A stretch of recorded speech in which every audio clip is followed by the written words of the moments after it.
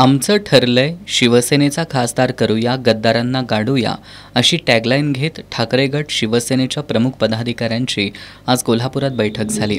यावेळी ठाकरे गटाचे उपनेते संजय पवार, कोल्हापूर लोकसभा मतदारसंघाचे सहसंपर्क प्रमुख विजय देवणे, उपजिल्हाप्रमुख अवधूत साळोखे, शहर प्रमुख रविकिरण इंगवले, सुनील मोदी आदी पदाधिकाऱ्यांची यावेळी प्रमुख उपस्थिती होती। यावेळी बोलताना उपनेते संजय पवार यांनी आगामी लोकसभा निवडणुका या जनतेच्या अस्मितेच्या असून लोकशाही आणि संविधान वाचवण्याची ही शेवटची संधी असल्याचं सांगितलं।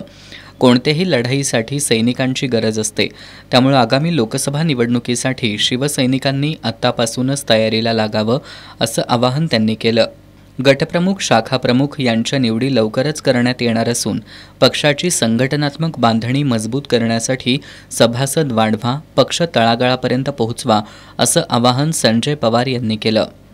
कोल्हापूर लोकसभा मतदारसंघाचे सहसंपर्क प्रमुख विजय देवणे यांनी यावेळी बोलताना ज्यावेळी पक्षप्रमुख उद्धव ठाकरे यांच्यासोबत दगा झाला त्यावेळी लाखो शिवसैनिक उद्धव ठाकरे यांच्या मागे उभे राहिले।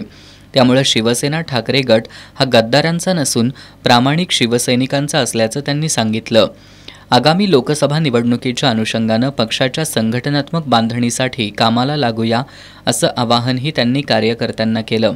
शहर प्रमुख रविकिरण इंगवले यांनी जिल्ह्यातील गद्दारी संपवणं ही आपलीच जबाबदारी असून लोकसभेला कोण उमेदवार असेल हा पुढचा प्रश्न आहे, मात्र जो उमेदवार असेल त्याच्या पाठीशी मातोश्रीचा आदेश मानून खंबीरपणे उभं राहूया असं आवाहन केलं। उत्तर विधानसभा शहर संघटिका प्रतिज्ञा उत्तुरे यांनी जो निधी आम्ही आणला त्या कामाचं श्रेय विरोधक घेत असल्याचा आरोप केला। दरम्यान यावेळी कार्यकर्त्यांनी देखील मनोगत व्यक्त करताना निष्ठावंतांनाच संधी द्या, उपरा उमेदवार नको अशा भावना व्यक्त केल्या। यावेळी दक्षिण विधानसभा प्रमुख मंगेश साळवे, उत्तर विधानसभा प्रमुख रघुनाथ खडके, शहर समन्वयक हर्षल सुर्वे, विशाल देवकुळे, उपजिल्हा संघटिका स्मिता सावंत, राजू जाधव, सुशील भांदिगरे यांच्यासह ठाकरे गट शिवसेनेचे कार्यकर्ते उपस्थित होते।